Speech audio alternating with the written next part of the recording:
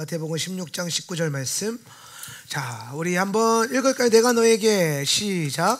내가 너에게 하늘나라의 열쇠를 주겠다. 내가 무엇이든지 땅에서 매면 하늘에서도 매일 것이요 땅에서 풀면 하늘에서도 풀릴 것이다. 아멘.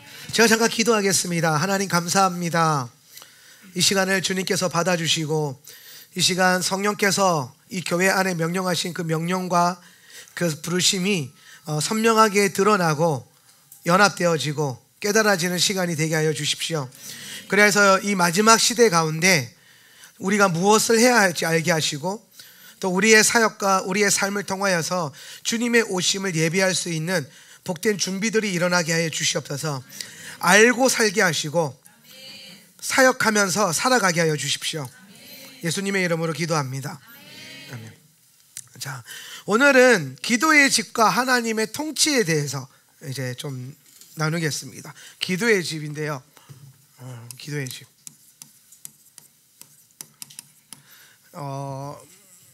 기도의 집은 사실 성경에 나오는 표현이죠.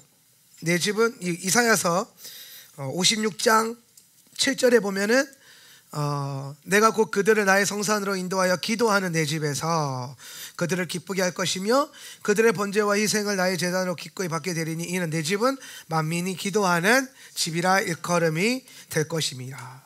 여기서 말하는 집이라고 하는 거는 뭘 말하냐면 이 집은 이제 성전을 말하는 거예요. 성전. 근데 이제 여러분 사실 성전은요, 성전의 핵심은 집이 아니에요. 성전을 집이라고 표현을 하는 거예요. 집이라고 표현을 하는 거지, 성전은 어떤 집과 어떤 장소를 얘기하는 건 아니에요. 성전이 뭘 얘기하는 거냐면 성전은 시스템을 얘기하는 거예요. 시스템. 성전은 시스템이에요. 집이 아니에요. 장소가 아니고 건물이 아니에요. 시스템이에요. 그래서 그걸 어떻게 할 수 있냐면은 성막의 원형이라고 할 수 있는 성막을 보면 돼요. 성막. 성막은 집이 아니죠. 성막은 집이 아니에요. 텐트인데, 근데 사실 성막의 목적은 텐트가 또 아니에요. 그 텐트를 만들어서 뭘 하고자 했냐, 그리고 그 텐트가 어떤 구조로 되어 있느냐.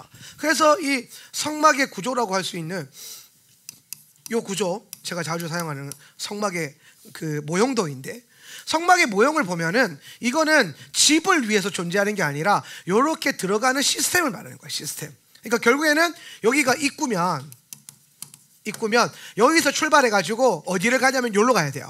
여기가 어디예요? 지성소예요. 지성소로 가는 게 목적인데, 지성소에 뭐가 있어요? 주의 보좌가 있어요. 주의 보좌. 임재죠. 그래서 이걸 우리는 뭐라고 하냐면 하나님의 함께 하심. 그래서 우리가 기도의 집을 이해하든 성전과 성막을 이해하든 하나님의 함께 하심이라고 하는 개념을 이해해야 돼요. 그러니까 하나님이 우리와 함께 하시려고 집을 만드신 거고, 근데 그것은 그 집이 어떤 집이었기 때문이 아니라 그 집을 이루는 구성요소, 시스템이, 그 어떤 특별한 시스템이 있었기 때문에 이 시스템 때문에 뭐가 가능해졌냐, 이 임재라고 하는 것들을 추구하고 하나님이 우리 안에 거할 수 있는 어떤 상태를 만들 수 있게 된 겁니다. 그래서 하나님이 거하는 집, 시스템, 성전이라고 하는 거는 시스템이에요. 시스템, 집. 그래서 우리는 어떤 일이 벌어지냐면 이 성전이 우리에게 주어져 있는 그 출애굽 시대 이후부터 계속해서 믿는 자들은 어떤 도전을 받냐면은 어느 집에 거할 것인가에 대한 도전을 받아요. 어떤 집에서 살 것인가. 여러분 그 뭐 고라자손의 시에도 나오고 다윗의 표현에도 나오지만은 주의 장막에서의 하루가 다른 곳에서의 첫날보다, 혹은 궁궐에서의 천일보다 더 좋다, 이런 고백들이 많이 나오죠, 그죠? 예. 고라자손의 시에서 그게 많이 나오는데, 고라자손이 뭘 보고 그걸 노래했겠어요? 다윗을 보고 노래한 거예요. 다윗을. 그러니까 여러분 역대 왕들 가운데 가장 부요함을 누렸던 건 솔로몬이지만은 그 부요함의 근간이 되었던 것은 다윗이에요. 다윗이 이루었던 통일왕국, 그 이스라엘 역사상 전후무후한 통일왕국 체제를 만들어서 아들에게 물려줬기 때문에 그 통일왕국이라고 하는 뿌리, 그 금반 위에 태평성대를 이룬 거거든요. 그러니까 지금 사실 역사상 가장 위대한 시기는 솔로몬의 시기가 아니라, 솔로몬의 시기는 약간 꽃이 필 시기고, 가장 위대한 시기는 다윗의 시기예요. 그래서 다윗의 시대 때 가장 기름 부음이 왕성했고, 또 하나님을 향한 어떤 백성들의 반응과 이 계시적인 어떤 그 사이클이나 계시적인 흐름이 풀어지는 게 남다른 그런 시대와 시즌이 다윗이에요. 다윗의 시즌. 그러면 이제 이 다윗을 보면 알 수 있는 게 뭐냐면, 다윗은 궁궐을 딱 만들어놨는데 궁궐에 안 들어가요. 다윗은 다윗의 장막이로 가는 그 흔히 말하는 그 거적대기 같은 청조각기로 이렇게, 거적대기까지 아니었지, 좀 예쁘긴 예뻤겠죠. 근데 궁궐에 비하면 별거 아니란 말이에요. 궁궐에 비하면. 여러분, 텐트가 200만 원, 300만 원짜리 좋은 텐트 있잖아요. 아무리 좋은 텐트가, 그거 아무리 사도 봤자 집이 최고예요, 그죠? 그런데 다윗은 계속 텐트 안에서 이렇게, 가끔 보면 캠핑족들이 그래, 다윗의 영이 있어서 그런가? 캠핑 보면 그 좋은 집 놔두고 맨날 그 텐트 쳐놓고 거기서 막 오들오들 떨면서 라면 끓여 먹고 막 밥해 먹으면서 산단 말이에요. 그냥 다윗이 영락없이 맨날 그러는 거야. 그냥 그저 하나님 앞에서 예배하는 게 좋고 기도하는 게 좋고. 그러니까 다윗이 지금 뭘 깨닫냐면은, 하나님이 다윗의 삶 가운데 뭐 하시는 거? 거하시는 거. 거하시는 거. 다윗은 선택을 한 거예요. 다윗에게도 도전이 왔겠죠. 너 궁궐에서 잘래? 아니면은 하나님의 집에서 잘래? 다윗이 선택한 거예요. 나는 하나님의 집에 거하겠다고. 그러면서 여러분에게도 동일하게 하나님이 이 선택에 대한 도전을 받게 하실 거예요. 너 하나님의 집에서 살 거야? 아니면은 네가 살고 있는 네 집에서 살 거야? 여기서 말하는 내 집이라는 게 뭐예요? 나의 집. 집은 장소가 아니라 그랬어요. 집구석에 있는 게 죄는 아니에요. 근데 집이 뭐냐면 시스템이에요. 시스템. 집은 방식이에요. 방식. 그러면 나의 집은 나의 방식이 되겠죠, 그죠? 그러니까 이게 성막이 주어지면서부터 성막에 거할 거냐, 네 장막에 거할 거냐, 이 질문의, 이 도전의 핵심은 뭐냐면은, 네 방식대로 살 거야, 하나님의 방식대로 살 거야, 이 도전이에요. 이 도전. 그래서 하나님의 집, 하나님의 방식으로 산다. 그러면 이 하나님의 방식으로 사는 게 뭐냐면은 예배로 사는 거예요. 그렇죠? 왜냐면 여기서 하는 게 뭐예요? 예배니까. 예배와 제사니까. 그래서 너는 네 삶 속에서 네 삶의 방식이 기도와 예배냐, 말씀의 가치냐, 이걸 도전받는 거고, 오늘 이 집에 거하는 사람들은 날마다 뭘 추구하냐면, 그러면 내 집과 내 방식이니까 뭐예요? 내가 가지고 있는 힘과 능력을 추구하는 거겠죠. 나의 힘과 능력. 그러니까 우리는 크리스천으로서 살아갈 때에 그냥 이게 한 번 이거 선택한다고 계속 이걸 살아가시는 것도 아니에요. 그러니까 우리는 날마다 이거에 대한 도전을 받아요. 날마다 이 질문이 우리 가운데 들어와요. 살아가면서 계속해서 이것에 대한 시련들이 있다라는 겁니다. 그런데 내 존재를, 나라고 하는 존재를 여기에 넣을 거냐, 여기에 넣을 거냐. 하나님의 목적은 뭐예요? 하나님의 목적은, 하나님의 본질은 우리를 하나님의 집 안으로 집어넣는 거겠죠. 내 삶을. 그러니까 이렇게 들어가는 게 하나님의 목적이에요. 우리가 죄라고 하는 히브리어를 잠깐 한번 생각해 볼게요. 죄. 헬라어나 히브리어나 죄를 지칭하는 원어적 의미가 뭐예요? 빗나간다는 뜻이에요. 뭐로부터? 하나님이 조준하시는 관역. 그러니까 하나님이 우리에게 주신 목적이 있어요. 방향성, 본질적 방향성. 근데 거기서부터 빗나가는 걸 죄라고 부르는 거예요. 우리는 잘못 생각하는 게 뭐냐면, 율법을 반대로 행하는 거, 불법, 이걸 죄라고 인지를 하고 있단 말이에요. 근데 사실상 죄라고 하는 성경이 우리에게 말하고자 하는 죄에 대한 가장 중요한 의미는 뭐냐면, 지금 너의 삶의 방향성이에요. 지금 나의 삶의 방향성이에요. 너의 삶의 방향성이 어디를 향하고 있느냐 하는 거예요. 그래서 너는 오늘 하루를 살 때에 하나님의 방식으로 살려고 했니? 기도와 예배로 오늘 뭔가를 따라가려고 했니? 아니면은 여전히 네가 가지고 있는 힘과 능력을 사용했니? 이것에 대한 얘기를 하는 거예요. 그러면 이제 그러면은 우리가 하나님의 집을 기도와 예배라고 하는 이 방식을 택하지 않고 내 힘과 능력으로 살아가기 시작하면 이것은 곧 뭐가 되어버리냐면 원어적 의미에서는 죄가 되어버린단 말이에요. 율법에 기록되어 있지 않다 하더라고. 그렇죠? 그렇죠? 예. 그러니까 제가 예전에 그 나시린 비유 얘기할 때, 나시린 강의할 때에, 나시린 DNA 강의할 때에 그런 얘기했죠. 나시린의 핵심 포커스는 뭐냐면 포도주를 마시지 않는 거라고 했죠. 포도주를 마시지 않는 거. 포도주를 마시지 않는다는 게 무슨 말이에요? 합법적인 쾌락을 누리지 않는다. 그게 나시린 부르심이에요. 예. 우리는 포도주 그러면은 자, 소주,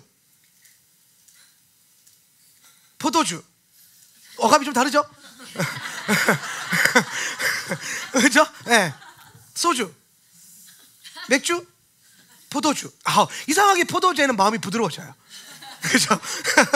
그래서 어디 외국, 국내에서는 잘 안 그러는데 사람들이, 크리스천들이 보면 국내에서는 괜찮아. 국내에서는 포도주도 그래도 좀 눈치 보는데 갑자기 해외만 나가면 정신이 이상해져요. 그래서 가까이 눈앞에 이제 포도주가 있으면은 뭐 어때 이러고 너무 쉽게 한 잔씩 만지는데 뭐 그게 뭐 합법적이죠. 네, 합법적이에요. 포도주를 마시는 거 합법적이에요. 불법은 아니에요. 예. 근데 나시린에게는 포도주를 마시는 게 불법이 아니라 죄예요. 예.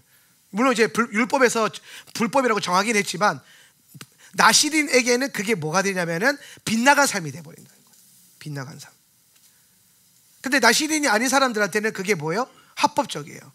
그래서 나시린의 부르심으로 마지막 때를 살아가자고 하는 게 뭐냐면은 우리가 이 땅에서 누릴 수 있는 합법적인 즐거움과 쾌락이 있다라는 거예요. 하나님이 허락해 주시는 쾌락이 있어요. 하나님이 괜찮아 해주시는 쾌락들이 있어요.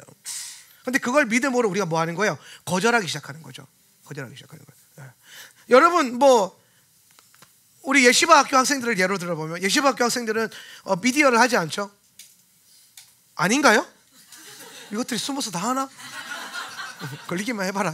자, 예시바 학교 학생들은 미디어를 하지 않는 게 이들의 그 서원이죠. 예, 나시린 서원 같은 거예요. 나시린 서원. 그럼 여러분 핸드폰을 하는 거 스마트폰으로 뭐 미디어로 영화를 보고 드라마를 보고 뭐 예능을 보는 건 죄예요? 전혀 죄는 아니에요. 그게 뭘 보냐에 따라 다를 수 있겠지만 뭘 보냐에 따라 다를 수는 있어요. 예. 근데 대부분의 것들 여러분이 보는 수준의 것들이 크게 그닥 죄라고 여겨지진 않아요. 예, 뭐. 예. 근데 그게 예시바 학생들에게 넘어가면 그거는 죄가 될 수 있죠. 왜? 하나님이 정하신 이들의 삶에 대한 방향성과 빗나가는 거잖아요. 예. 그런 삶이에요. 예. 그러면 나시린만 안 되면 되고 예시바만 튀어나가면 되는구나. 그러면은 어떻게 살 수 있어요? 이렇게 살 수 있어요. 이렇게 살아도 전혀 문제가 안 돼요. 맞아요. 누가 뭐라고 하겠어요? 예. 아니 교회 다니는 수많은 다음 세대 아이들이 미디어를 해요. 유튜브를 봐요. 우상숭배도 해요. 그렇게 되니까 죄가 짓게 되는구나. 대부분 다음 세대들이 미디어를 주면은 아이돌 스타들을 좋아하게 되겠죠. 그러면 그게 우상숭배가 돼요. 아이돌은 우상이라는 뜻이니까. 대놓고 우상숭배라 그러는데 다들 생각도 못 하고 있어요. 뭐 그 나이 때 그럴 수 있지 뭐가 그럴 수 있어요. 그러면 안 돼요. 이상한 거예요. 예. 그게 굉장히 심각한 영적인 오류란 말이에요. 예. 근데 예시바에서 탈출하면은 괜찮아지죠? 내 집에서 내가 뭘 본들 뭐가 뭐라고 있어요. 근데 그러면은 예시바만 안 다니고 하울란만 빠져나가고 그러면은 생각보다 되게 예수 믿으면서 괜찮게 편하게 살 수 있겠구나. 이런 생각을 할 수 있겠죠, 그죠? 예. 그런 사람은 심지어 그런 생각하고 교회 나간 분들도 있어요. 진짜예요. 그렇게 생각하면 나한테 그렇게 직접 얘기한 사람도 있어요. 예. 그래서 이제 나가는 거예요. 왜? 하울란만 아니면 괜찮을 것 같아요. 왜냐면 우리는 우리의 부르심을 따라가다 보니까 되게 레디컬하게 살아가는데 이것만 벗어나면은 그 부르심이 내 부르심이 아니면 되잖아요. 하울람의 부르심이 내 부르심이 아니면 돼요. 자, 그래서 되는 줄 알았는데 성경을 읽어봤어요. 성경을 읽어봤더니 성경에서 아담이 나오는데 아담은 나예요. 그죠? 아담은 어떤 특별한 인물을 지칭하는 게 아니라 아담은 사람이라는 뜻이에요. 물론 특별한 인물을 지칭하기도 해요. 그런데 성경에서 말하고자 하는 거는 모든 여러분들, 모든 아담들이에요. 모든 아담들, 여러분 안에 여러분을 향한 메시지예요. 그런데 성경을 보기 시작하니까 하울람 나가서 이제 생각해 봅시다. 하울람 나가서 I am 뿌리가 됐어요. I am 뿌리가 돼서 근데 하울람을 나가더라도 성경이 바뀌진 않아요. 하울람을 나가기 때문에 성경을 덜 읽게 될 수는 있어요. 그런데 혹여나 실수로 성경을 읽게 되면 심각한 문제가 생겨요. 혹여나 성경을 읽게 되면 이 2장에서 심각한 문제가 바로 2장 읽자마자 심각한 문제가 생겼는데, 그게 뭐냐면 하나님의 사람을 그분의 형상으로 지었다는 거예요. 그분의 형상으로, 젤렘으로, 그분의 어떤 하나님의 형상으로 지었다는 게 무슨 말이에요? 하나님의 형상으로 지었다. 젤렘, 히브리어 젤렘이에요. 젤렘 무슨 뜻이죠? 아이콘, 그죠? 그러니까 우리가 하나님을 보여주는 아이돌이 된 거예요. 그런 느낌. 이해가 되세요? 여러분이 다 이제 우상인 거예요. 야훼 하나님을 드러낼 수 있는 우상이 된 거예요. 그래서 여러분을 뭐라고 하냐면 성경이 하나님의 아들이라 그래요. 하나님의 아들. 왜? 여러분 예슬람 우리 아이들 보면 우리 아이들 보면 옆에 있는 자녀들 보면 자녀들을 보면 뭐가 보여요? 부모님이 보이죠, 그죠? 예. 그 구조를 만들었어요. 이게 뭐냐면 내가 가지고 있는 형상으로 내 자녀가 만들어졌기 때문이에요. 자, 그러면 아담은 누구 형상으로 만들어졌다고요? 하나님의 형상으로. 그러면 아담들을 통해서 하나님이 뭘 드러내려고 하시는 거예요? 하나님을 드러내시려고 하는 거예요. 예. 하나님을. 근데 그게 이제 심각한 문제가 되는 거예요. 왜? 내가 하나님이 원하는 방향, 그러니까 좀 우리가 하울람을 떠나고 싶었던 이유는, 왜 자꾸 단어를 떠난다는 얘기하지? 아무튼 예를 들어서 지금 내가 하울람을 떠나고 싶었던 이유는 이 교회가 추구하는 가치와 방향성을 에서 벗어나서 내 방식대로 살고 싶었던 거예요. 왜? 우리는 우리 방식대로 살려고 하는 거를 용납을 잘 안 해주니까. 여러분이 계속 그 관점을 갖고 있으면 여러분은 매주 힘들걸요? 매주 제 설교의 포인트는 크게 별거 없잖아요. 자아 죽음, 자기 부인, 그런 거, 하나님 뜻대로, 주권 신앙 이런 것밖에 없잖아요. 그러니까 우리의 본질은 우리가 사라지는 거예요. 휴가 되면 그래 되는데 근데 이 땅에서도 내가 지워지는 거예요. 그러면 내가 지워지면 어떻게 된다고요? 그렇지, 하나님이 나타나요. 내가 나를 벗어버리면, 나라고 하는 내 자아를 벗어버리면 내 안에 숨겨놨던 하나님이 드러나요. 왜? 사람은 애초에 하나님의 형상으로 만들어졌기 때문에. 그런데 우리가 우리 삶을 통해서 하나님의 형상이 드러나지 않는 이유는 내가 나라고 하는 다른 어떤 껍데기를 입고 있어서 그래요. 그걸 자아라고 그래요. 판단이라 그래요. 경험이라 그래요. 내 판단과 경험의 옷을 입으니까 나라고 하는 존재가, 어떤 캐릭터가 만들어졌어요. 근데 그 캐릭터가 젤렘은 아닌 거예요. 개개인의 개성은 될 수 있는데 젤렘이 안 되는 거예요. 근데 성경을 안 읽으면 상관없는데 성경 읽어버리면 캐릭터로 살아가는 게 내 삶이 부르심이 아니구나, 이게 깨달아버려요. 이걸 깨달아버려요. 그래서 형상대로 사는구나. 내가 하나님이 나를 형상을 만드신 이유는 하나님의 뜻을 뭐 하려고? 나타내시려고. 누구를 통해서? 나를 통해서. 여러분을 통해서 하나님의 뜻을 나타내는 게 핵심이에요. 그래서 하나님은 인간을 하나님의 형상으로 창조하셨어요. 뭐 하지 못하도록, 빗나가지 못하도록. 빗나가지 못하도록. 그리고 인간에게 자유의지를 주셨어요. 뭐 하도록? 합법적인 것조차도 하나님을 위해서 포기하도록. 여러분, 자유의지를 준 게 여러분 마음대로 하라고 준 게 아니라 이게 있는 거예요. 율법이 주는 의가 있거든요. 그죠? 근데 율법에 순종하는 의로는 하나님을 기쁘시게 할 수 없어요. 이것도 못해서 문제긴 한데 사실. 근데 율법에 여러분이 율법이기 때문에 순종하는 의로는 하나님을 기쁘시게 할 수가 없어요. 그래서 뭘 주냐면 성령을 보내주신다니까요. 그래서 성령이 우리 안에 오셔서 성령의 감동이 가동되기 시작하면 뭐 하겠냐면 율법에서 말하는, 이제 여기서 이제 나시린이 나오는 거예요. 율법에서 말하는 합당한 합법적 즐거움도 예수님을 섬기기 위해서 더 깊은 차원의 헌신과 내어드림으로 들어가 버리는 거예요. 그러니까 여러분, 나시린 헌신은 하나님이 콜 못해요. 그죠? 원칙적으로 나시린 헌신은 하나님이 콜 못해요. 나시린 헌신은 누가 하는 거예요? 자기가 하는 거예요. 자기가. 그거 할 수 있도록 하기 위해서 자유의지를 주신 거예요. 어떤 면에서 율법은 어떤 우리가 하나님의 백성이라면 강제성이 주어지죠. 율법에. 그래서 우리가 율법대로 살아야 돼요. 말씀대로 살아야 돼요. 이게 너무 당연한 거예요. 그런데 여러분 모두가 나시린이 될 필요가 있어요? 없죠. 그럼 누가 나시린이 될 거냐는 거예요.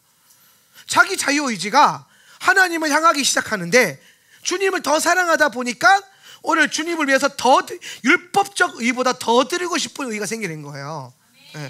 그걸 넘어서는 게 뭐냐?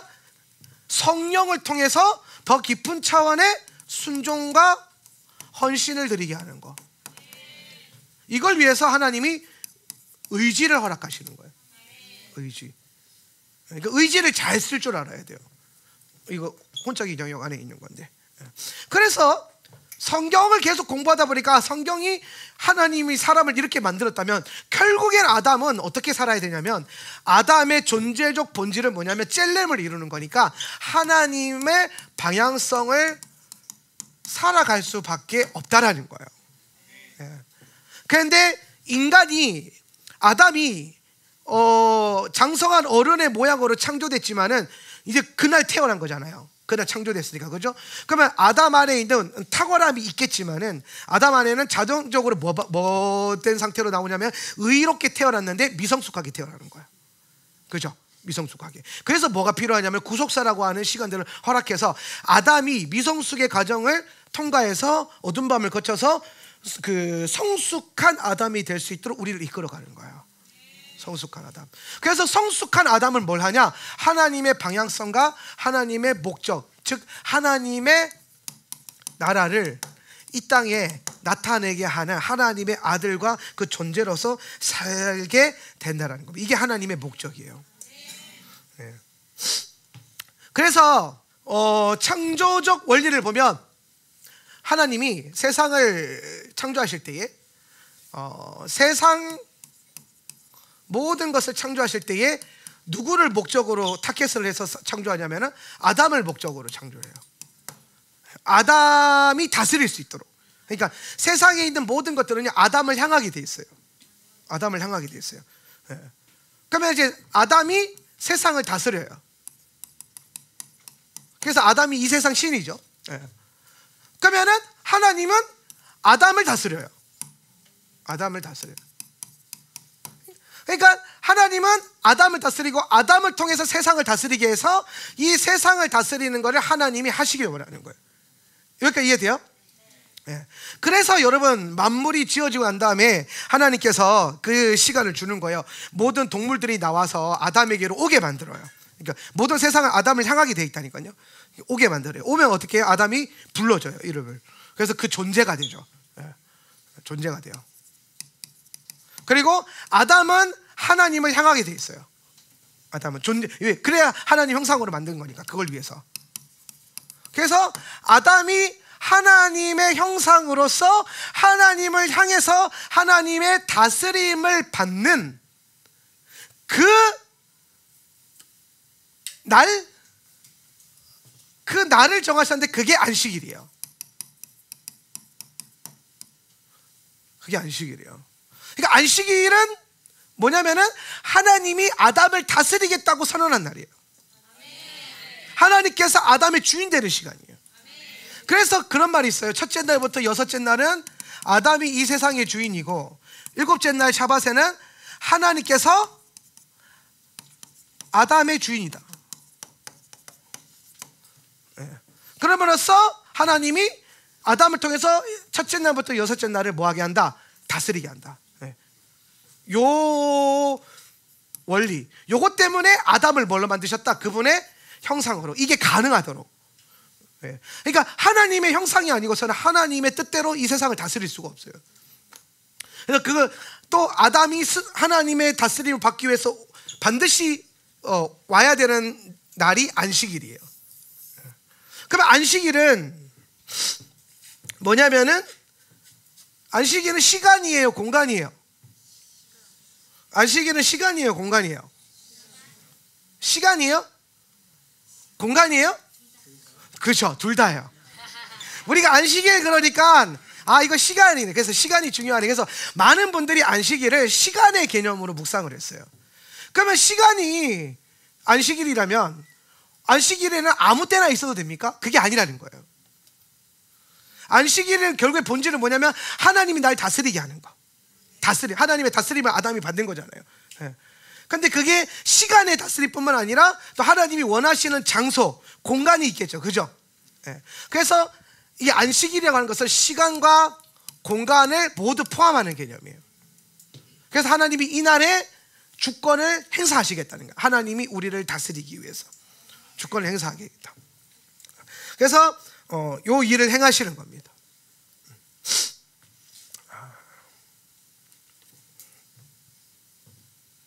자, 그러면 이제 안식일이 굉장히 중요해졌어요. 안식일을 통해서 하나님이 아담을 다스리기 위해서니까. 그러면 안식일에 들어가면, 자, 우리가 안식일에 들어가요. 그러면 하나님이 우리를 어떻게 다스려요? 안식일에 들어가요. 이스라엘 백성들이 안식일 들어가죠. 그래서 이스라엘 백성들은 안식일에 뭐 해요? 아무것도 안 해요. 근데 아무것도 안 하면 하나님의 통치를 받는 거예요? 아무것도 안 하면 그 안식일이 이루어져요? 자, 여러분이 안식일에 들어갔어요. 그럼 뭐 하게 돼요? 안식일에 들어간다는 게 무슨 말이에요? 안식일에서 하나님이 다스림을 받는다는 게 무슨 말이에요? 그렇지, 핵심이 그거예요.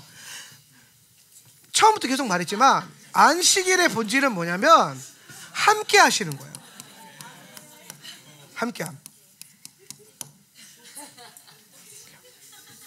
아니야? 누가? 함께 누가 그랬잖아. 명확하게 얘기했죠. 지금 명확하게 들리는데. 자, 그래서 하나님 함께 하시고,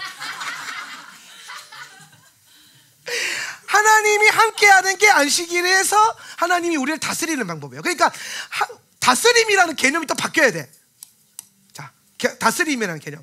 여러분, 이거 지금 제가 왜 계속 말하냐면 이걸 다 딛고 가서 기도의 집이 왜 필요한가 얘기할 거예요. 네. 똑같은 말이에요. 그 얘기를 하고 싶은 거예요. 자, 함께 한다는 건 연합한다는 거잖아요. 그죠? 같은 말이에요. 함께함과 연합은 같은 거예요. 그리고 개념적으로 누림도 같은 말이에요. 네, 이게 다 같은 말이에요.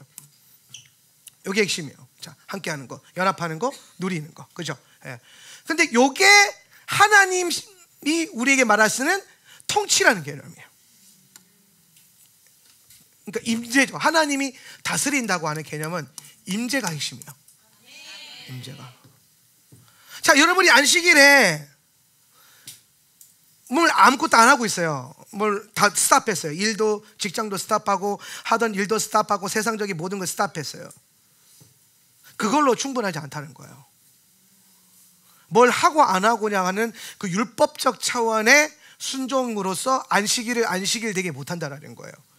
뭘 하면 당연히 못하고, 뭘 하고 있을 때는 당연히 안식일을 뭐 들어갈 수도 없고. 근데 이제 안식일을 겨우겨우 들어갔는데 그것으로 끝나지 않고 여러분의 안식일답게 만든 건 그분의 다스림을 받는 건데, 그것에 대한 가장 중요한 키워드는 뭐냐면은 임재가 일어나는 거예요. 임재가 일어나는 거예요. 그래서 지금 여러분의 안식일 안에 그리스도의 임재가 있어야 되는 거예요. 임재가. 제가 매주 샤바마다 굳이 되게 힘들지만 제가 찬양 인도하고 설교까지 하고 다 하는 이유가 뭐냐면은 오늘 이 밤에 그 임재를 풀어내고 싶은 거예요. 임재. 제가 하나님을 예배하고 말씀을 나누고 이 모든 과정들을 통해서 주님의 임재가 풀어져야 돼요. 이 샤밧이 우리에게 어떤 교회는 그렇게 한다 하더라고요. 샤밧은 가정에서 하는 거니까 교회에서 샤밧 하지 않고 다 가정으로 흩어져라. 그래서 가정에서 샤밧 해라. 유대인들처럼. 근데 항상 말하지만 유대인들이 가정에서 샤밧을 누리는 건 성전이 없기 때문이에요. 그리고 유대인들은 그 다음날 회당 가요. 교회 가요. 우리는 그 순서가 바뀌었을 뿐이에요. 우리는 먼저 교회 온다. 영적인 가족을 먼저 챙긴다. 그리고 그 다음날 가족들과 함께 시간을 보낸다. 그런데 가족들과 함께 뭘 아무것도 안 하는 게 문제가 아니에요. 그 날에 예수님의 임재가 그분의 통치와 다스림과 함께 하심이 되게 느껴져야 돼요. 그러니까 예수님이 우리를 다스린다는 개념은 우리와 함께 하신다는 개념이에요. 그걸 여러분이 잘 배워야 돼요. 그래서 성경에 보면 아담에게 하나님이 사실 굉장히 많은 법들을 풀어놓으면서 어떤 율법적인 무게와 짐을 올려두는 것 같지만은 사실상 그 법들이 아담에게 내려와서 하나님과 거할 수 있는 공간을 만들어요. 그리고 그 법 안에서 하나님과 거할 수 있는 시간이 결정이 되는 거고, 함께 하시는 게 핵심이에요. 함께 하는 거. 에덴 동산은 이 모든 것을 가능하게 풀어놨던 장소가 에덴인데, 에덴 동산은 율법이 중심이었죠. 율법 중심이에요. 에덴을 에덴 되게 하는 건 율법이었어요. 그죠? 동상 중앙에 있는 두 나무가 뭘 상징해요? 율법을 상징해요. 먹어야 되는 것과 먹지 말아야 되는 것, 해야 되는 것과 하지 말아야 되는 것. 율법은 사실 뭐에 대한 얘기를 하냐면, 율법은 하나님께서 이 세상을 경영하는 방식이에요. 율법은 하나님의 방식. 자, 또 나왔죠? 하나님의 방식이 뭐예요? 하나님의 집이라 그랬잖아요. 하나님의 집. 그러니까 여러분, 우리 성전 얘기하면서 여기까지 왔거든요. 성전 얘기하면서 지금 무슨 얘기하나 얘기하면서 계속 뭐 듣고는 있는데, 그게 다 결국에는 율법 중심이었고, 율법 중심이라는 단어로 왔고, 율법 중심은 하나님의 방식을 말하는 거예요. 언약은 뭐라 그랬어요? 기억나요? 언약은 뭐라 그랬죠? 힘이라 그랬죠. 힘. 이 세상을 다스리시는 하나님의 힘, 에너지, 능력. 언약은 능력이에요. 율법은 뭐라고요? 방식이에요. 방식. 하나님의 방식, 율법. 그래서 하나님의 집이에요. 그게 율법이 하나님의 집이에요. 근데 이 하나님의 집이 뭐라고 그랬어요? 처음에 그 모세 때 이게 성막이고 성전이라고 했어요. 성막이고 성전. 성막과 성전은 같은 거예요. 굳이 이걸 여러분 자꾸 떨어뜨려 놓지 마세요. 성막을 한번 풀어보면, 성막의 출발점이 그러니까 여기 이렇게 와서 성막이 왔으니까, 성막의 시작이 뭐예요? 성막의 시작은 뭐예요? 성막이 가장 먼저 어디서부터 시작이 된 거예요? 그러면 에덴이죠. 에덴이 성막이에요. 에덴이 핵심이에요. 율법 중심의 동산. 그러니까 하나님이 어디를 거니셨어요? 지구 가운데 에덴을 거니셨어요. 딴 데는 안 거니셨어요. 에덴만 거닐었다고 되어 있어요. 그죠? 네. 거기가 뭐예요? 하나님의 집이에요. 하늘과 땅이 연결되어 있는 하나님의 집이에요. 그래서 이 에덴이 죄로 인해 파괴되면서 에덴이 나중에 뭐가 되냐면 모세의 성막이 되고, 모세의 성막이 나중에 뭐가 돼요? 솔로몬의 제일 성전이 되고, 그 다음에 성막 다음에 성막 다음에 뭐가 오냐면 다윗의 장막이고, 다윗의 장막이 오고, 그 다음에 제1성전 오고 솔로몬 성전, 그 다음에 2성전 오고 스룹바벨 성전, 그죠? 그 다음에 3성전은 오는데, 3성전은 이거는 언약적 성취를 위해서 존재하는 거지 하나님의 집으로서 기능하는 게 아니에요. 제3성전은. 네. 그래서 뭐가 와요? 이 성전 다음에 새 예루살렘, 그렇지, 새 예루살렘, 새 예루살렘, 새 성전. 우리에게도 새 성전을 주십시오. 새 성전. 새 성전은 뭐라 그랬어요? 새 성전의 본질이 요한계시록에서 22장 어린 양, 그죠? 성전이신 어린 양이라 그랬죠. 이거 언제 배웠지 우리? 성전 대신 어린 양, 이게 도대체 언제 했더라? 하여튼 성전 어린 양이에요. 지난주에 했던 것 같은데. 주일날 성전 어린 양이요. 자, 이렇게 왔어요. 성전 어린 양. 그래서 결국에 여러분 봐보세요. 에덴에서부터 모세의 성막, 다윗의 장막, 솔로몬 성전, 수룹바벨 성전, 어린 양이신 예수 그리스도의 성전의 완성. 이게 성전의 완성이거든요. 근데 이거를 통으로 봐야 돼요. 통으로 보면 이거는 지금 결국에는 이게 나중에 이분이 돼버렸단 말이에요. 그죠? 이분이 돼버렸어요. 그러면 이분이 처음부터 여기서부터 출발한다는 거잖아요. 그죠? 그러니까 지금 결국에는 이거는 장소처럼 보이고, 이거는 어떤 장막이잖아요. 그죠? 이건 집이고, 이것도 장막이고, 장막이 집이지 뭐.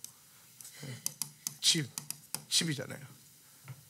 장소와 집처럼 보이는데 이게 완성이 되면서 결국에는 이게 건물과 장소를 말하는 게 아니구나 이렇게 돼버려요. 그렇죠? 통으로 보니까 결국에는 저거 에덴 동산, 성막, 다윗의 장막, 성전, 어린 양 예수 그리스도, 저거는 결국에 뭘 얘기하는 거예요? 예수 그리스도께서 우리와 함께 하시는 거예요. 그건 임마누엘이라고 그래요. 임마누엘. 그러니까 임마누엘이 에덴의 시작이고 이 세상 마지막에 모든 게 완성이에요. 주님이 우리와 함께 하시는 거. 함께 하시는 거. 그러니까 그거는 이거를 통으로 보면 이게 보여요. 근데 헬라 신학은 이걸 따로 공부해요. 에덴 동산 따로 공부하고, 성막 따로 공부하고, 다윗의 장막 따로 공부하고, 1성전 시대, 2성전 시대, 3성전 시대, 그 다음에 요한계시록 따로 공부. 그러니까 이걸 따로 공부하니까 이게 통으로 안 보여요. 그래서 이거 따로 공부하는 게, 성경은 구약은 구약대로, 신약은 신약대로 보는 게 아니에요. 성경은 자꾸 한 텀으로 봐야 돼요. 그래서 결국에는 성경이 처음부터 끝까지 무슨 얘기하고 있는가, 이거 통으로 보여야 돼요. 이게. 그걸 가장 잘 볼 수 있는 게 창세기를 많이 보는 거예요. 창세기를 계속해서 보다 보면은 성경 전체가 막 이게 연결이 돼요. 모든 것의 답이 창세기 안에 있어요. 창세기 읽다 보면은 요한계시록쯤에 갔을 때 생기는 모든 질문이 창세기 안에 다 있었네, 이게 딱 나와요. 예전에 제가 어떤 집사님이랑 대화를 하는데 되게 인상적인 깨달음을 얻었어요. 그게 뭐냐면, 우리 와이프는 연애할 때 늘 저한테 물어봤어요. 나를 사랑하냐고. 나 좋아해? 얼마나 좋아해? 왜 좋아해? 막 이러면서. 그게 제일 힘든 질문이 왜 좋아하냐는 거야. 그러면서 제가 그때 이제 저런 우리 와이프는 그런 사람이었다. 나한테 맨날 그걸 물어보더라. 그러면서 무슨 얘기를 했냐면, 여자들은 항상 사랑하는 남자에게 사랑을 확인받으려고 그래요. 여자들의 아닌 것처럼 만들기, 아니, 그게 뭔데? 이러면서 모든 여자들은 기본적으로 사랑하는 남자에게서 사랑을 확인받으려고 그러죠. 그죠? 사랑을 확인받으려고. 그래, 그랬는데 갑자기 저랑 그때 대화할 때 집사님이 뭐라고 했냐면, 그게 성경에 나와 있잖아요, 그러는 거예요. 성경에 나와 있는. 그런데 순간 그런데 무슨 얘기 하시냐면은 아담과 하와 얘기를 하는 거예요. 하나님 앞에서 딱 불려갔을 때에 아담이 하나님 뭐라고 하니까 가장 먼저 입에서 나온 게 뭐예요? 당신이 내게 준 저 여자가 내게 먹으라 그랬다고. 언제는 내 뼈 중에 뼈요, 살 중에 살이로다 막 그러면서 막 좋아 죽겠다 그래놓고 나중에 갑자기 네 때문에 그러면서 엄청난 거절감을 하와 안에 심어줬잖아요. 그러니까 하와의 DNA 안에는 남편으로부터 받은 거절감이 자자손손 대대 흐르는 거예요. 왜 여자들은 남자에게서 사랑을 얻으려고 하냐? 창세기에 다 나옵니다. 그래서 남자들은 뭐가 있냐면, 아담들은 남편들은 무슨 의무가 있냐면, 그때의 그 죄악을 기억하면서 회개하는 심정으로 아내에게 늘 사랑을 고백해야 돼요. 네, 그 안에 있는 이 5,000년간의 죄의 사슬을 끊어내기 위해서라도 남편들이요, 아내를 향해서 사랑한다고 날마다 고백하십시오. 네, 아내를 보호해 주십시오. 아내 탓을 하지 마십시오. 네 때문에 그렇잖아라고 하지 마세요. 근원적인 해결이 일어나야 돼요. 내가 이 얘기를 왜 했더라? 통으로 봐야 돼요. 그래서 말씀이 전체가 이해가 돼야 돼요. 따로따로 막 마태복음 따로, 요한복음 따로, 계시록 따로 이게 된 게 아니라 결국에는 처음부터 끝까지 한 텀으로 연결이 안 되면은 딴소리예요. 하나님이 말하고자 하는 말을 해야 되는데 내가 하고 싶은 말을, 내가 공부한 말을 해요. 그러면 안 돼요. 하나님이 우리를 통해서 고백하고 싶은 하나님의 말씀이 있잖아요. 그걸 알려면은 성경 전체가 뭘 얘기하는지를 봐야 되는데 그거를 잘 공부하는 방법이 창세기를 많이 읽는 거예요.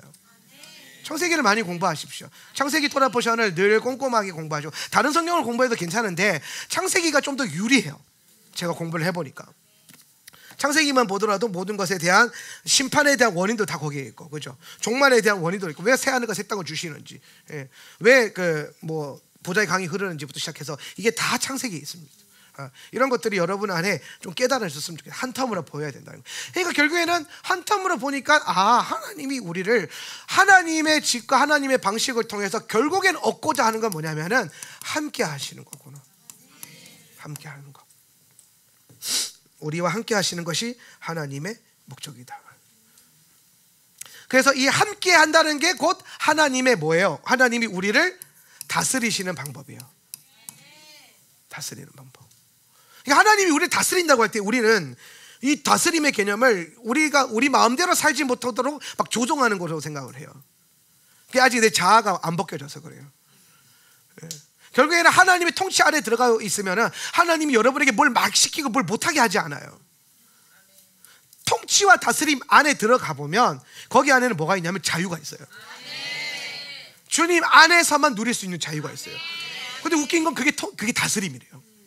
그런데 우리가 자꾸 하나님이 날 통치하시기를 원하신다 그러면 자꾸 부담스러운 이유가 뭐냐면 내 기준으로 자꾸 통치를 생각하는데 그 기준이 계속 느껴지는 이유는 뭐냐면 아직 내 삶이 주님과 함께하는 것에 대한 즐거움을 못 봐서 그래요. 우리가 예배를 통해서, 기도를 통해서 하나님이 함께하시기를 느낄 때에 우리는 그 시간을 다른 것과 바꾸지 않죠. 그것에 대한 어떤 기쁨과 감각과 즐거움을 알게 되면 오늘 그것에 대한 얘기를 하는 거예요. 그것을 통해서 하나님이 우리를 다스린다. 그러니까 결국에는 하나님이 우리를 다스리는 건 하나님 우리와 함께 하신다는 것. 하나님 나라라고 하는 것, 모든 이 통치 구조의 핵심은 다스림 안에 있는 뭐가 있냐면은 함께 하심이 있다. 그래서 마태복음 28장에 보면요, 마태복음 28장에 보면은 갑자기 예수님이 마지막에 권세에 대한 얘기를 하세요. 예수께서 시작. 예수께서 나와 말씀하여 이르시되 하늘과 땅의 모든 권세를 내게 주셨으니. 권세에 대한 얘기를 해요. 그러니까 이건 예수님 안에 있는 권세거든요. 예수님 안에 있는 권세에 대한 얘기하는데 그러면서 나한테 이 권세가 있다 자랑하시는 거죠. 그러고 난 다음에 뭐라고 말하냐면은 그러므로 너희는 가서 시작. 그러므로 너희는 가서 모든 민족을 제자로 삼아 아버지와 아들과 성령의 이름으로 세례를 베풀고 내가 너희에게 분부한 모든 것을 가르쳐 지키게 하라. 볼지어다 내가 세상 끝날까지 너희와 항상 함께 있으리라 하시니라. 자, 권세 얘기하고 난 다음에 사명 주시고 그 다음에 이 권세와 사명을 연결하는 이 사명이 하나님 나라인데 민족을 제자 삼는 거, 제자 삼는 거 이게 사명이에요. 권세를 가지고 제자 삼는 거 얘기하고 그걸 위해서 하나님이 무슨 얘기하냐면은 너희와 함께 할 것이다. 그래서 여기서 말하는 내가 너희와 항상 함께 있으리라 이게 뭐예요? 내가 너를 계속해서 다스릴 거야 얘기를 하는 거예요. 다스릴 거야. 그럼 우리는 누구를 다스려요? 세상을 다스리는 거예요. 아담으로서. 그래서 세상에 있는 사람들을 우리가 세상에서 세상을 경영하고 다스리는데 우리에게 주어져 있는 이 세상을 다스리는 게 하나님 나라를 이 땅에 풀어내는 건데 하나님 나라의 본질은 뭐냐면은 하나님의 아들들을 낳는 거예요. 아들을 낳는 거예요. 하나님의 아들들이 일어나게 하는 거예요. 그거를 신약에서는 뭐라고 하냐면은 제자 삼는다. 그래서 구약의 핵심 테마는 아들 낳는 거예요. 그리고 이 율법, 그 하나님의 언약적인 유업을 누가 이어받을 거냐. 예. 그래서 그걸 넘겨줘요. 그러니까 아버지가 누구에게 넘겨줘요? 아들에게 넘겨줘요. 신약에 와서 그 얘기 해요, 안 해요? 안 하죠. 근데 하긴 해요. 다른 방식으로. 그게 뭐냐? 제자 삼는 거예요. 그래서 되게 재밌는 건 뭐냐면 제자예요. 근데 이 제자 삼는 스승은 성경에서 스승이라 그래요? 뭐라 그래요? 아비라 그래요. 아비. 그러니까 아비가 제자를 삼아요. 그러니까 아비가 삼은 제자는 결국엔 뭘 말하는 거예요? 아들을 말하는 거예요. 그러니까 구약이나 신약이나 아들 낳는 게 핵심이에요. 그럼 왜 아들을 낳아야 돼요? 이 아들은 뭐예요? 벤. 아들은 뭐 하는 자예요? 바나. 아들은 뭐 하는 자예요? 바나 무슨 뜻이에요? 세우다. 세운데 그냥 세우는 게 아니라 이제 건물을 설립하는 거예요. 설립하다. 빌드업 하는 거예요. 예. 세운다. 아들은 뭐 한다고요? 세운다. 뭘 세워요? 아버지의 뜻을 세우는 거예요. 아버지의 나라. 하나님의 나라. 그래서 우리가 제자를 삼는다라는 거, 아들을 삼는다는 것은 뭘 말하냐면은 우리 안에 있는 하나님 나라의 비전이 넘어가서 이들이 그 비전을 세우는 거고, 우리의 비전이 어디서부터 오는 거예요? 하나님의 뜻으로부터 오는 거예요. 네. 자, 그러면은 우리 모두는 하나님의 아들인데 이거 혈통으로 된 거예요? 믿음으로 된 거예요? 믿음으로 된 거죠. 믿음으로 아브라함의 언약에 접붙여졌어요. 그런데 믿어서 교회 들어서 아브라함의 그 씨에 접붙여졌다고 해서 내가 하나님의 아들이 되냐? 그게 아니라는 거예요. 성경이 말하고 있는 아들의 핵심은 뭐냐면, 하나님의 아들이 되려면 우리가 뭘 해야 되냐면은 세워야 돼. 바나 뭘 세워야 돼요? 하나님의 집을 세워야지. 이 얘기를 하고 싶은 거예요. 하나님의 집. 하나님의 집을 세우는 게 하나님의 아들이에요. 그러니까 하나님의 집을 세우지 않으면 이거는 하나님의 아들이 아니에요. 교회 다니는데 하나님의 아들이 아닐 수 있어요. 이제 좀 심각해지죠. 교회 다니는데 예수님 믿는다고 하는데 하나님의 아들이 아닐 수 있어요. 우리 물론 아들이 되어가는 과정 가운데 있지만, 교회에 다니고 있고 예수님을 신앙 고백한다고 해서 여러분 스스로가 성경이 말하는 아들이 되었다고 생각하면 안 돼요. 우리가 아들이 될 수 있는 유일한 방법은 뭐냐면 그분의 뜻이 세워지는 건데, 그분의 뜻을 세우는 게 바로 하나님의 집을 세우는 거예요. 그럼 여기서 말하는 하나님의 집은 뭐예요? 하나님의 집, 아까 뭐라고 그랬어요? 하나님의 방식. 하나님의 방식 이꼴 하나님의 다스림. 그분의 다스림이 뭐라고요? 함께 하심. 다 연결돼요. 다시 하나님의 아들은 하나님의 집을 세우는데, 그 하나님의 집은 뭐냐면은 하나님의 다스림을 풀어내는 거예요. 근데 다스림의 본질이 뭐라고요? 함께 하시는 거. 이걸 뭐라 그랬어요? 임재라고 했어요. 자, 기도의 집을, 자, 나왔어요. 기도의 집. 기도의 집은, 내 집은 하나님의 집이라고 했어요. 내 집은 만민이 기도하는 집이, 만민의 기도의 집이 돼야 된다. 그러면은 하나님의 아들은 하나님의 집인 기도의 집을 세워야 돼요. 그 왜 기도의 집을 세워야 되냐면, 이 기도의 집을 뭘 해요? 하나님의 통치, 다스림을 풀어놔요. 기도로 하나님의 다스림이 풀어져요. 그래서 여러분 생각해 보세요. 기도의 집이라는 게 결국에는 계속해서 마지막 때에 더 강하게 더 많이 일어날 수밖에 없는 이유가 뭐냐면, 여러분이 기도하는 교회가 될 수밖에 없는 이유가 뭐냐면, 마지막에 하나님의 뜻을 이루려면 내 힘과 능력으로는 내 방식이기 때문에 하나님의 집을 못 지어요. 내 힘과 내 능력, 내 노력으로는 기껏 지어봐야 내 집이에요. 나의 집. 근데 이거 암만 지어봤자 우리 이 땅의 아들이 되지 하나님의 아들이 될 수가 없어요. 근데 우리가 이 마지막 때에 이런 공부를 하고 교회를 하고 계속해서 기도하고 이 훈련받는 이유가 뭐냐면, 하나님의 아들로서 하나님의 집을 짓기 위해서 하는 거예요. 하나님의 집을 짓기 위해서. 네. 그래서 이 하나님의 집을 지어서 그분의 다스림, 하나님의 통치를 풀어놓는데 결국에는 하나님은 이 기도의 집을 통해서 하나님께서 다스리신다. 뭐로? 기도를 통해서. 기도를 통해서. 그러니까 여러분, 마지막 시대는 그분의 나라로 온전한 그분의 통치와 그분의 진짜 온전한 함께 하심과 완벽한 현현하심의 임재, 그걸 위해서 가는 거잖아요.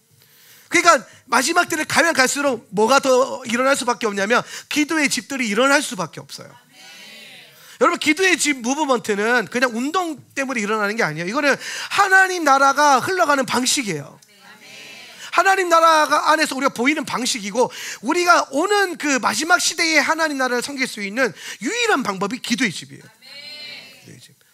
그래서 이제 주님께서 기도의 집 안에서 놀라운 일들을 하시는데, 그게 뭐냐? 우리가 기도하는데 이 기도가 하늘에 닿아요.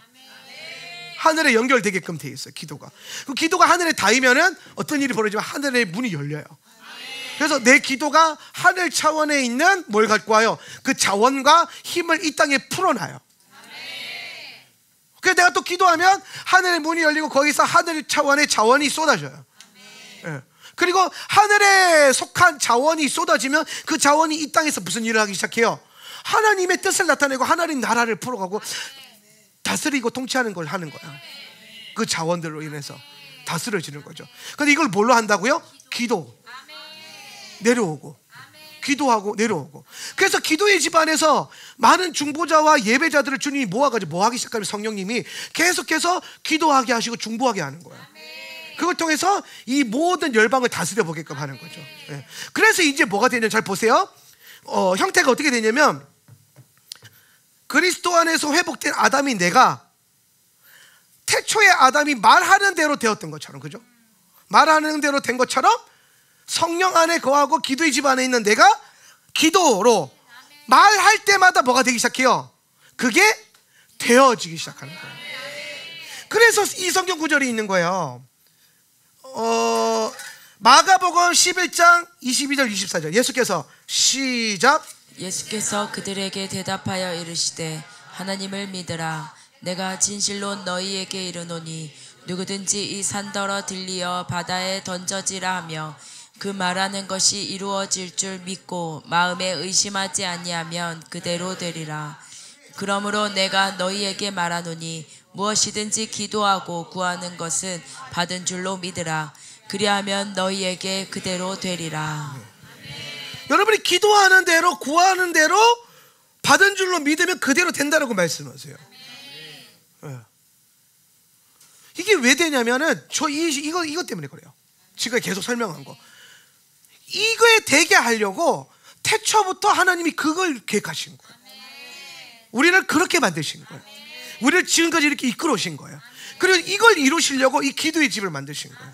그래서 여기서 이제 우리가 어떻게 기도하기 시작하냐? 무엇이든지 기도하는데, 이제 마태복음 5장으로 가면은 무엇을 입을까, 무엇을 먹을까, 마실까, 너희의 어떠한 필요를 위해서 또 기도하지 말라 그래요. 되게 친절해지시죠? 예. 그래서 내가 이제 하나님 나라 그럼 내 마음대로 막 말하면 되는 건가? 막 이런데 그게 아니라는 거예요. 그러면서 뭐 해야 되냐면, 너희는 오직 그의 나라와 의를 구해라. 하나님 나라와 의를 구하는데 그것을 위해서 다 기도해 보라는 거예요. 그러면 그때부터 이제 뭐가 일어나기 시작한다? 이 기도의 집에서 그 기도가 올라가기 시작하면은 하늘에서 그 자원들이 내려오기 시작하고, 그 자원들, 우리의 기도가 닿아서 내려오는 그 자원들이 일어난 곳에마다 하나님 나라와 다스림이 일어나는 거예요. 근데 그 다스림의 결국에 본질은 뭐라고요? 함께 하시는 거, 임재라는 거예요. 그래서 기도의 집의 기름 부음 안에서 우리가 계속해서 경험되어지는 게 뭐냐면은 하나님의 임재예요. 이게 또 열쇠예요. 임재가 오늘 여러분 안에 임재가 있다는 게 뭐냐면은 우리가 아담이 하나님의 통치를 받고 있다는 증거가 되는 거예요. 그러니까 여러분, 그냥 임재적 감각 없이 기도만 하는 데가 있거든요. 있어요. 뭐 기도 또 안 하니까 문제인 교회들이 많지만 임재와 상관없이 그냥 기도만 하는 데가 있어요. 뭐 그건 이제 본인들 부르심이니까 뭐 그렇게 하라고 그러는데, 근데 그걸로는 지금 이 그림을 이룰 수가 없어요. 왜 우리가 기도의 집을 하는가? 기도 많이 하려고? 우리보다 순복음 교회가 훨씬 더 많이 해요. 저기 뭐 유명한 우리 교단에서 지금 기도 많이 하기로 유명한 게 우리네 교회, 순복음 우리네 교회 박종기 목사님 임계점 3시간을 돌파하라. 그 교회 성도들은 기본 3시간 기도한대요. 3시간. 그래서 그 교회 성도들 3시간을 못하면은 이제 임계점 돌파를 못하는 거니까 이제 뭐 거기는 3시간 이하들은 이제 뭐 사람 취급도 못 받는 거지 그냥. 여전 몇 시간이냐? 1시간요. 너는 아직 사람이 덜 되었구나. 막 이런 느낌이 되는 거예요. 3시간이 지나가야 이제 겨우 사람 되었다. 막 이렇게 되면서. 그래서 이제 근데 그렇게 막 2시간, 3시간 막 이렇게 기도하는데 그렇게 기도해도 역사는 일어나요. 그런데 그 역사가 다분히 그 많은 기도하는 교회, 제가 기도의 집과 기도하는 교회를 나누는 그 기준이점이 있어요. 제가 많은 PCM 목사님들을 만날 때에도 기도의 집과 기도하는 교회에 대한 차이점을 꼭 얘기하거든요. 기도를 많이 한다고 기도의 집이 아닙니다. 기도를 많이 하는 건 기도 많이 하는 교회고 기도하는 교회죠. 근데 기도의 집은 뭐냐면은 기도의 신학이 바뀌어야 돼요. 기도를 왜 하는가 이거예요. 기도 많이 하는 교회 가보면요, 대부분 뭘로 많이 하면 문제 생기면 기도해, 불 꺼, 아파 더 기도해, 그냥 기도해. 그래서 내 삶에 나를 이롭게 만들고 좋게 만들고 행복하게 만드는 모든 것을 위해서 기도하라 그래요. 그러니까 이게 막 기도를 가. 그래서 내 삶에 문제가 있으면은 기도 많이 하는 교회는 훨씬 더 좋아요. 기도를 많이 할 수 있으니까. 그런데 그 문제가 다 해결되면 또 기도가 식잖아요. 그러니까 그 다음부터 뭐 열방을 위해서 뭐 세계 부흥을 위해서 이렇게 나아가는데, 그런데 이미 자기 중심적으로 기도의 그 어떤 무기를 휘두르던 감각을 가진 사람들이 이 중보적 차원으로 쉽게 이동이 되냐? 안 됩니다. 안 돼요. 그래서 순복음식 영성이, 나도 순복음 목사긴 하지만은 순복음식 영성의 문제가 뭐냐면은 문제가 없으면 기도를 안 해요. 문제가 생기면 기도하는 건 당연한 건데, 근데 문제가 없으면 기도에 열심을 잘 안 내요.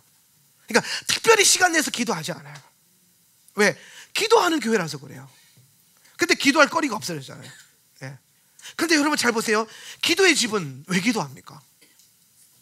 이것 때문에 기도하잖아요. 저기에 여러분이 원하는 거 한 군데라도 있어요? 제가 지금까지 에덴부터 시작해서 여기까지 지금 그 설명해 왔잖아요. 거의 1시간 동안 지금 제가 이 구조를 설명했어요. 기도의 집의 구조를. 왜? 기도의 집은 건물이 아니니까. 성전은 시스템이니까. 그 시스템을 알려면은 이 시스템이 어떻게 만들어졌는지 창조부터 시작해서 막 십자가 복음부터 왔다 갔다 하면서 이 구조를 알아야 돼요. 그래서 그걸 다 설명했어요. 그래서 남은 게 결국 요 툴이야. 이렇게 가는 거. 이게 기도의 집이에요. 그래서 기도의 집에서 핵심은, 기도는 어떻게, 무엇을 위해서 기도하냐? 나를 위해서 기도하는 게 아니라, 아들은, 여러분이 이제 기도의 집은 다 하나님의 아들들이 모이는 곳인데, 하나님의 아들들은 뭐 한다고요? 하나님의 뜻을 세운다고. 그래야 아들이 된다고. 성경적인 아들이. 교회 다닌다고 아들이 되는 게 아니라 성경적인 하나님의 아들이 되려면 하나님의 뜻을 이루어야 되는데, 그걸 할 수 있는 게 뭐라는 거예요? 기도라는 거예요. 그래서 우리가 기도하는데 무엇을 위해서 기도해요? 하나님의 뜻을 이루기 위해서 기도하기 시작하는 거예요. 그래서 기도의 집과 기도 많이 하는 교회의 차이점이 뭐겠어요? 기도의 방향성과 목적과 기도의 신학과 기도의 내용, 왜 기도하는지, 왜 기도에 시간을 쏟는지, 왜 기도하는 인생과 삶을 선택하는지, 이것에 대한 방향이 기도의 집 안에서는 명확해진다는 거예요. 더 나아가서 기도의 집에 몸을 이루고 있는 여러분 안에 무엇보다도 내가 하나님의 자녀로서, 하나님의 아들로서의 정체성이 선명해지기를 원한다면 여러분은 자꾸 하나님의 뜻을 세워가야 돼요. 그러니까 내 삶의 문제와 내 삶의 어려움만이 내 기도 제목이 되어서는 안 된다는 거죠. 내 코가 석자인데 보좌를 볼 수 있어야 기도의 집의 아들들이 될 수 있는 거예요. 근데 이거는 성령이 또 우리를 이끌어가요. 그래서 기도의 집은 기도만 막 돌아가는 게 아니라, 오늘 우리가 기도하면서 하나님의 나라를 막 이 세상을 다스리고 있지만은 내가 지금 내 방식으로 다스리고 있는지 하나님의 방식으로 다스리고 있는지, 그걸 알려면 내가 하나님의 다스림을 받아야 되잖아요. 내가 하나님의 지금 다스림 안에 있는지 밖에 있는지를 알려면 뭐가 필요하다? 임재적 감각이 필요하다는 거예요. 임재. 그러니까 여러분, 여러분이 예배할 때에, 여러분의 삶을 살아갈 때에 하나님의 임재 안에서 뭘 하고 있는지, 아니면 그것과 상관없이 뭔가를 하고 있다면, 그거는 이제 기도의 집 차원에, 하나님 아들로서의 차원에, 그리고 이 세상에 여러분을 하나님의 형상으로 만드신 목적에 대한 차원을 이루고 있지 못하다는 겁니다. 그냥 여러분을 율법을 순종하고 있는 것 뿐이에요. 시스템을 이루고 있는 것 뿐이에요. 근데 그 안에 하나님의 뜻이 안 나타나는 거지. 하나님의 본질적인 목적이 안 나타나는 거지. 뭐가 없기 때문에? 임재가 없기 때문에. 11조를 얼마나 한 게 중요한 게 아니에요. 금식을 몇 번이나 했느냐가 중요한 게 아니에요. 안식일에 뭘 얼마나 덜 하냐가 중요한 게 아니라고요. 그 모든 것을 내가 순종하면서 해나갈 때, 그래서 그거를 내가 지금 하나님과 함께라고 하는 그 감각과 임재적 감각에서 그걸 하고 있는지, 아니면 그냥 하고 있는지. 그냥 하고 있으면 그거는 하나님 나라가 아니란 말이에요. 그래서 우리는 어떻게든 뭘 해야 돼요? 이 땅에 하나님 나라를 풀어야 되고 본질을 쫓아가야 되잖아요. 그러니까 어떻게든 우리는 자꾸 뭘 끌어당겨야 된다? 임재를 끌어당기고, 임재를 원하고, 임재를 갈망하게 되는 거예요. 그러니까 기도의 집이 임재를 갈망하는 영성이 일어날 수밖에 없는 거예요. 나는 임재와 상관없이, 어떤 느낌과 감각과 하나님이 임하시는 어떤 그것과 상관없이 그냥 예배 딱 드리고 깔끔하게 기도 딱 하고 집에 가고 싶어. 근데 그걸로서는 성경이 정말 여러분에게 요구하고 있는 그 엄청난 차원의 신비와 계시와 하나님의 계획에 못 들어간다는 겁니다. 아들은 아들인데 성경이 원하는 아들은 아닌 거예요. 교회는 교회인데 성경이 원하는 교회가 아닌 거예요. 뭐가 없어진다면, 임재가 없어진다면, 결국에 임재가 없다는 건 뭐가 없다는 거예요? 주님이 함께하지 않는다는 거고, 주님이 함께하지 않는다는 건 주님이 날 다스리지 않는다는 거고, 주님이 다스리지 않으면 그건 하나님의 집이 아니라 무슨 집이에요? 내 집이에요. 그 교회도 내 집이 돼버리는 거예요. 그러니까 교회 안에서 뭘 찾아요? 내가 원하는 거, 내 방식, 내 스타일. 그런데 하나님의 집이 되면 뭘 찾는다고요? 하나님의 방식. 교회가 내 집이 돼버리면 뭘 찾아요? 내 방식. 이해가 되시죠? 그러니까 우리가 날마다 성경을 읽으면서 기도하면서 성령의 인도를 따라가게 되면 뭘 할 수밖에 없냐면은 나를 부인할 수밖에 없어요. 내가 가지고 있었던 관점, 내 생각들, 내 방식들을 지금까지 그게 좋은 열매를 가져왔던 뭘 했든 그게 중요한 게 아니에요. 어느 순간 그게 하나님의 방식을 밀어내고 있다면 그 내 방식을 내려놔야 되는 거예요. 어떤 사람들은 기질에 따라서 소리를 내지 않고 기도하는 게 더 좋을 수 있어요. 기질이죠. 하나님이 그렇게 만드신 거예요. 그것에 잘 되도록. 또 어떤 사람은 저처럼 소리를 내야만 잘 되는 사람이 있어요. 예. 그렇게 만드신 거죠. 그런 기질을. 예. 그런 기질이 있는 저를 제주도에 주님이 보내셔서 가장 먼저 훈련시킨 게 뭐냐? 묵상 기도예요. 침묵 기도예요. 침묵 기도하면서 무슨 생각하는지 아세요? 이게 기도인가? 입을 다물고 있지를 못하겠어요. 긴 시간도 아닙니다. 처음엔요 5분 시간 맞췄는데 너무 긴 거예요. 5분이. 방언으로 기도했으면 뚝딱 하면 30분 1시간인데 이거 뭐 눈 감고 마음이 편안해지고, 근데 뭐 이게 진짜 막 1초가 1분 같아. 그래서 언제 좀 끝나나 하다 보면, 근데 제가 그거를 묵묵히 순종함으로 1년을 했어요.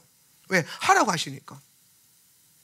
그랬더니 그 안에 내가 내 기질에는 맞지 않았지만 하나님의 방식이 임하면서 소리 내서 하는 기도의 능력과 소리 내지 않는 기도의 능력이 분리돼서 깨달아지더라고요.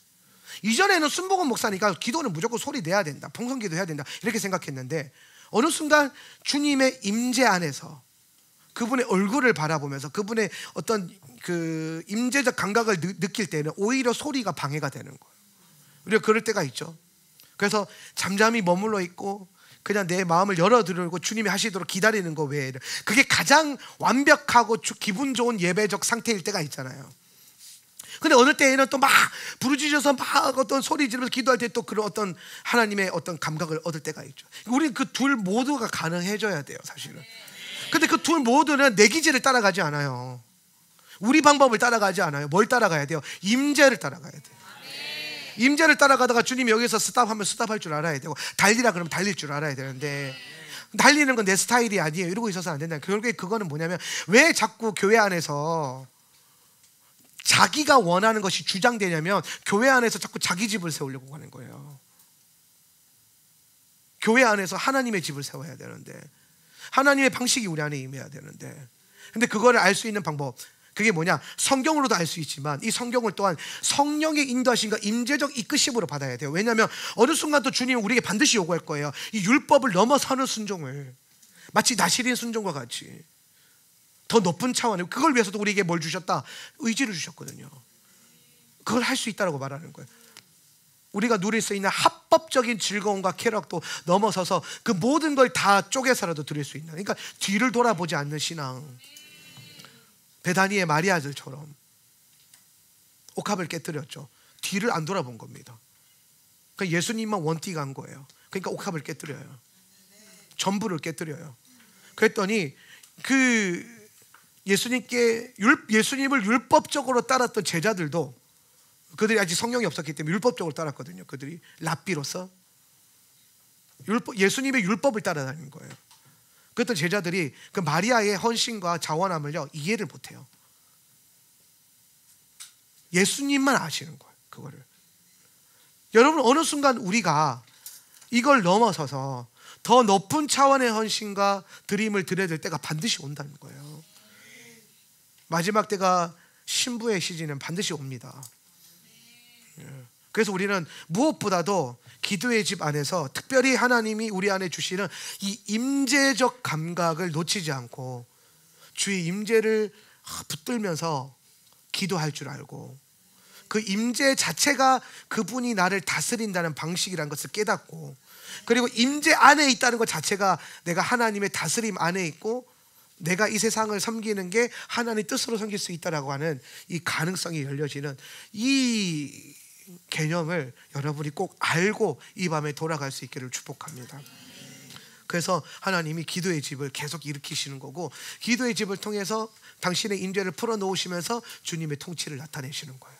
더 많은 주님의 다스림 안으로 들어가시길 축복합니다. 주님의 임재 안에서 주님과 함께 다스리길 축복합니다. 우리 시간 자리에서 일어나셔서 한번 기도하기를 원하는데, 무엇보다도 중요한 건 주님의 임재예요. 그래서 이 시간에 한번 기도할 때 하나님, 주님의 임재가 우리 안에 있기를 원합니다. 오늘 그 임재를 통하여서 나의 모든 삶의 방식이 결정되기를 원하고, 나의 모든 기도와 예배가 주님의 임재 안에서 이끌려지기를 원합니다. 우리의 생각과 우리의 방식, 올해 여름에 6월달부터였던 것 같아요. 6월달부터 하나님이 제 안에 계속해서 부담을 준 게 있었어요. 그게 뭐였냐면, 하나님이 우리를 이끌어 가시고자 하는 새로운 시즌과 새로운 어떤 레벨이 있다라는 것이었어요. 더 높은 차원으로 우리를 이끌어 가기를 원하신다는 거예요. 그래서 제가 그 다음부터 그걸 알기 위해서 어떻게 했냐면, 지금 하나님이 이 땅에서 쓰고 계시는 특별한 교회들을 막 연구하기 시작했어요. 특별한 교회들이 있거든요. 특별히 빠르게 성장하고 기름 부음이 강한 그런 교회들을 맨날 왜냐면 뭔가 감동을 주는데 이게 감이 잘 안 오니까, 그렇게 뭐 하다 쫓아가다 보면 뭔가 보이겠지 싶어서 정말 많은 교회들, 특히 외국에 있는, 미국에 있는 앞서 나가는 교회들을 공부하기 시작했어요. 그러다가 저희가 DT를 가게 됐어요. 8월 달에 데이비 텐트를 집회를 참석하면서, 그 데이비 텐트에 왔던 그 밥소르기 목사님의 설교를 통해서 제가 하나님이 뭘 요구하시는지를 깨달았어요. 그게 뭐냐면 임재를 따라가는 예배인 거예요. 어느 순간 하울람스러운 예배가 있더라고요. 그 예배를 좋아하는 매니아들이 있는 거예요. DT를 갔습니다. 저희가 새벽 타임이었거든요. 새벽 5시 타임 예배. 새벽 5시에 저는 아이땡갓을 불렀어요. 새벽 5시에 전쟁은 주의 것을 불렀어요. 근데 감사한 건 제가 한 타임 전에 먼저 가서 이제 예배를 준비하려고 예배당에 들어갔는데, 진짜 그 예배실이, 그 넓은 예배실 다 비어 있는 거예요. 10몇 명? 이렇게밖에 없었어요. 근데 저희가 이제 하울람 우리 그냥 이렇게 아무도 없는데 아이땐가 해도 되나 이런 마음으로 아무튼 이제 막 준비하고 막 이래서 예배에 올라갔는데 저희 예배가 시간이 가까울수록 사람들이 막 들어오는 거예요. 그런데 이제 몇 분들은 저희가 아는 분들이 막 들어오고 우리 형제 교회 목사님들, 그리고 많은 분들이 막 손을 흔들어 막 하울람 예배, 심지어 어떤 분들이 있었냐면 그 새벽 5시에 하울람 예배를 드리려고 전날 밤에 서울에서 출발하고 뭐 지방에서 출발한 분들도 강원도까지, 그래서 새벽 5시 예배를 온 거예요.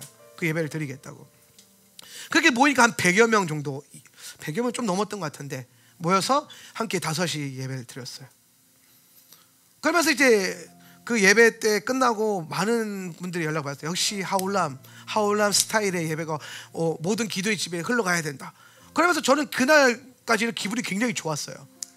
하나님이 이제 하울람스러운 예배와 하울람 안에 주셨던 기름 부음을 이제 높여주시는구나. 우리가 이 예배를 뭐라 그럴까요? 얻는다 그럴까요? 이걸 얻기 위해서 많은 대가를 지불했고 많은 훈련들을 했었는데 이제 그것이 빛을 발하는구나. 그래서 이제 하울람의 예배를 주님이 온 열방 가운데 온 기도의 집에 드러나게 하겠구나, 이런 마음이 솔직히 있었는데, 그러고 나서 이제 마지막 날 밤에 밥소로기 목사님의 설교를 듣는데 그 설교의 핵심이 뭐였냐면 하울람스러운 예배가 깨지지 않고서는, 우리가 그렇게 대가 지불하면서 힘들게 만들어온 그 하울람 스타일의 예배를 벗어버리지 않고서는 밥소로기 목사님이 얘기하는 영광을 운반하는 주님의 임재가 강력하게 나타나는 그 예배가 안 될 것 같은 거예요. 그래서 설교를 듣는 내내 불편했어요. 왜냐하면 뭐라고 말하면 2시간 내내 설교하시면서 저한테 이렇게 했어요. 하울람의 지금 방식은 틀린 거야. 너희가 계속 그걸 추구하는 한 다윗이 운반했던 그 언약의 법궤, 영광, 하나님의 영광을 절대로 너희 안에 모셔드릴 수 없어. 너희는 지금 예배라고 하는 수레 가운데 영광을 실으려고 하는데, 영광은 그 수레에 실려지는 게 아니야. 영광은 너희가 매야 되는 거야. 맨다는 것은 뭐예요? 너희의 방식을 포기하는 거고, 너희가 생각하는 효율성을 포기하는 거고, 우리로 치면은 하울람 스타일의 예배를 포기하는 거예요. 아멘이 잘 되시는데 저는 아멘이 되게 힘들었다니까요. 이걸 위해서 얼마나 애썼는데요, 이걸 얻으려고. 그런데 설교를 듣는 내내 성령님이 제 안에 뭐라고 말하냐면 저걸 해야 된다, 저걸 해야 돼. 저게 다음 시즌에 내가 너에게 계속 부담을 줬던 그 하울람이 올라서야 될 영광의 예배의 차원의 그 기름 부음이다. 그래서 제가 그날 밤에 우리 사역자들을 다 모았어요. 그리고 새벽 4시까지 회의했어요. 어떻게 우리가 이걸 따라갈 것인가, 우리 것을 어떻게 벗어버릴 것인가. 그래서 그 돌아오는 주간에 주일 예배가 싹 바뀐 거예요. 예배 방식, 성찬도 뒤로 가고 회중 예배가 앞으로 나오고 임재 안에서 풀어가고, 그리고 임재를 따라가기 시작한, 우리가 의지적으로 모멘텀을 만들지 않기로 결단하고 성령이 일하시는 것을 기다리는. 처음에 되게 두려웠어요. 저는 왜 밥소르기 목사님이 그날 설교하시면서 그 얘기를 많이 하셨거든요. 용기를 내라고. 멈춰도 된다. 근데 용기가 필요하다. 근데 그게 뭔지 알겠더라고요. 내가 막상 그 주님의 임재를 기다리기 위해서 멈추기 시작했는데, 우리는 그동안 막 달려가는 페달링을 하는 예배를 드렸단 말이에요. 페달링을 열심히 하는 예배. 근데 그 페달링을 멈추고, 그 자전거 페달링 하고 있으면 멈추는 거예요. 멈추다 보면 이 관성에서 가긴 가겠죠.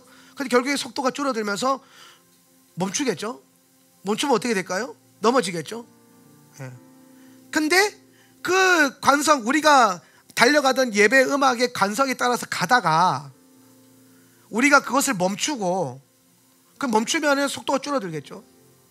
그리고 이게 가던 게 멈춰지고 쓰러질랑 말랑 하는 그 타임까지 우리가 용기를 갖고 예수님을 의지함으로 우리 예배 가운데 임재하시는 성령님을 원하는 마음으로 멈춰봐야 되는 거예요. 그래서 멈춰봤어요. 쫙 가다가 그랬더니 어떤 일이 벌어졌냐면 무섭더라고요. 그 다음에 뭘 해야 되는데 뭘 하면 안 되는 거니까. 그래서 멈추고 기다려봤어요. 하나님이 뭘 하시냐면은 쭉 가다가 갑자기 이대로 계속 가다가는 예배가 분위기가 엉망진창이 될 것 같고 깨질 것 같은 막 그런 불안함이 있잖아요. 근데 그 직전까지 갔더니 갑자기 뒤에서 아버지가 오셔서 자전거를 탁 잡아주면서 이제 내가 달려줄게 하면서 막 달려가 주시는 거예요. 내가 페달링을 하지 않아도 내가 달려가던 속도보다 내가 쓰는 힘보다 더 높은 차원의 힘과 속도가 부어지기 시작하고, 그렇게 몇 주를 예배했을 때 어느 순간 제 안에 예배하는데 페달링을 멈췄을 때에 예수님의 옷자락이 이 예배당을 끌고 다니는 소리가 들리더라고요. 예수님의 옷자락 소리가 들렸어요. 그날 참 많이 울었어요. 너무 감격스러워서.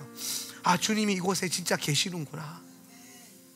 근데 그것의 본질이 뭐였냐면 예수님을 진짜 기다리는 마음으로 멈추는 거예요. 우리가 하던 노력, 심지어 기도조차도 내려놓으면서까지 멈췄어요. 그때 주님이 정말 오셔서 그 이상의 것을 하시더라고요. 그 실제적 감각. 우리는 기도의 집으로서 그 임재적 감각을 놓치면 안 돼요. 그게 여러분, 그게 우리 안에 풀어져야 우리가 진짜 하나님의 다스림 안에 있다라는 증거가 나타나는 거예요. 여러분이 무엇을 하든 그 하는 것 가운데 하는 게 중요한 게 아니라 그분의 임재가 있어야 돼요. 그래야 우리는 그분의 다스림 안에 들어갈 수 있기 때문에.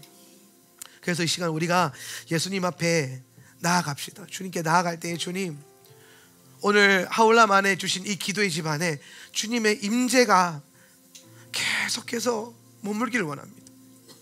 주님, 당신께서 실제적으로 이 공간을 움직이시고 이 공간에 거니시고 우리 예배 가운데 오셔서 주님의 그 임재의 실제가 우리 모두 안에 경험되어지고 느껴지는 그 임재적 경험과 차원들이, 그 감각들이 우리 안에 부어지게 하여 주십시오.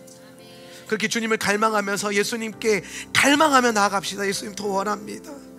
주님을 더 원합니다.